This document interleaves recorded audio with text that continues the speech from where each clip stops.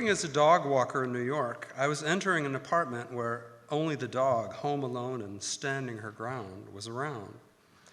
Gracie, the 200-pound Rottweiler, was not expecting company, and her growling amplified as I inserted the second key into the bottom lock and turned.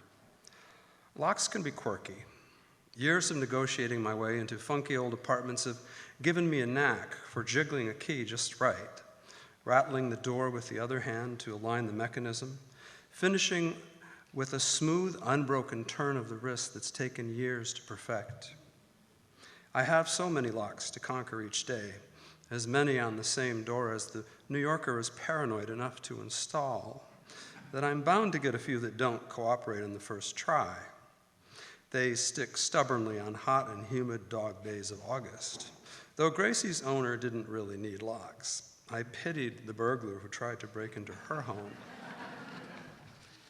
A hair-raising howl erupted as the door, slowly opening as though driven by some spirit, approached the point of no return, but stopped halfway, wedged into the crooked frame of that very old apartment building. I couldn't tell if I was perspiring from the torrid summer heat or from fear when I heard that fateful click and was invited to enter at my own risk. This happens in dilapidated and sinking structures where everything's askew and making me feel even less in control of a situation.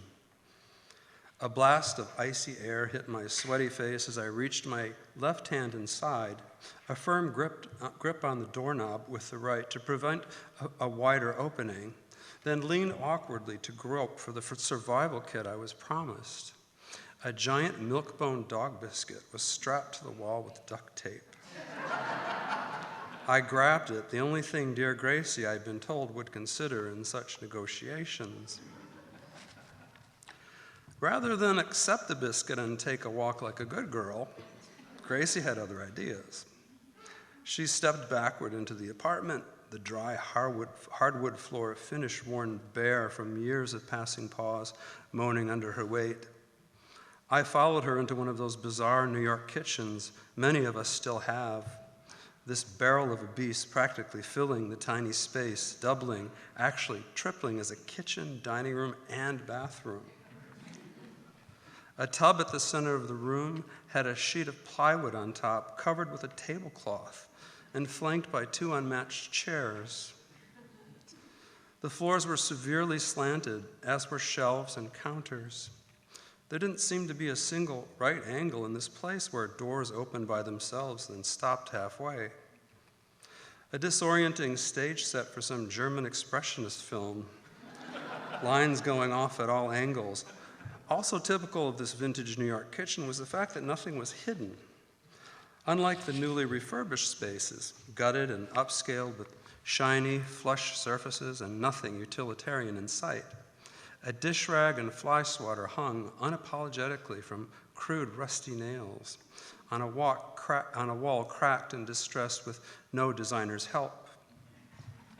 Sloping open shelves made of unpainted wood displayed a box of oatmeal, a bag of flour, jars of jam, cookies, potato chips, tins of tea, pots, pans, dishes, cups, glasses, and silverware, all in plain view and covered with the dust of the ages, all about to come sliding down in an avalanche of kitchen gadgets.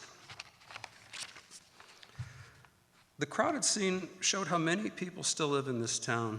We kick and claw at each other to call these places our own, and are grateful to get them at any price. The informality and lack of pretense of interiors remind us that a New York apartment isn't so much a home as a refuge from our very communal lives and shared public spaces.